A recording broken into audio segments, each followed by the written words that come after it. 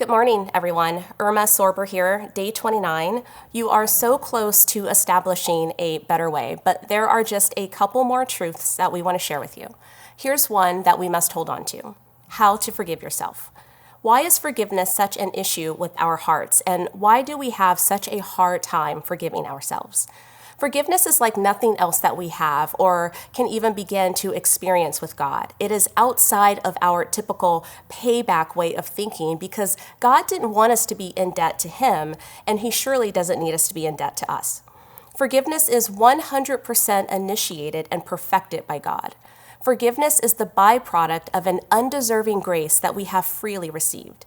You can't have forgiveness without grace, and you will always struggle with forgiveness if you struggle to understand grace. Forgiveness is not something we actually give ourselves. It's something that we accept as a gift from God. It's not something that we can achieve. It's something that we must receive. Forgiveness sets us free from the handcuffs of our sin so that we can become who we were created to be. If you are holding on to something from your past, some way that you have failed, something that forever changed a critical relationship in your life, something that you replay over and over, wishing you just had one take back, let me be the one to tell you, God cannot love you any more than He loves you in this moment right now. There is nothing you can do to change the way that He sees you, values you, or the purpose that He has gifted for you. Allow yourself to be free. The truth is, God is constantly aware of our sin. He knows that on our best days, we will fall miles short of His holy word, and yet He longs for intimacy with us in every moment. You are never too dirty to be wrapped up in the loving arms of our Father. You are never too broken to be clothed with His righteousness and honor. You can never step outside of being His fully loved and forgiven child. Now, one of the best ways that we reflect God and reject this world is to forgive.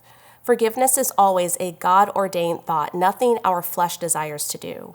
When someone hurts us, harms us, offends us, we want to make sure they understand what they did wrong, that they have been repentant, that they acknowledge that they have hurt us, that we are assured we would never get hurt again. Releasing our forgiveness is God's way. That's the better way. Responding with grace and forgiving with grace is a choice. We can choose to hold tightly to our pride and entitlement, to place ourselves on a pedestal that elevates our actions over others, or we can choose to remember that we were saved by grace and we need God's grace and forgiveness just as much as everyone else. We need to help people believe that God cannot love them any more than He loves them right now.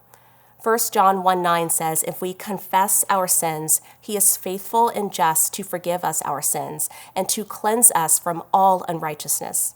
The moment we confess, we are brought back into total freedom and righteousness. That is a gift for all of us.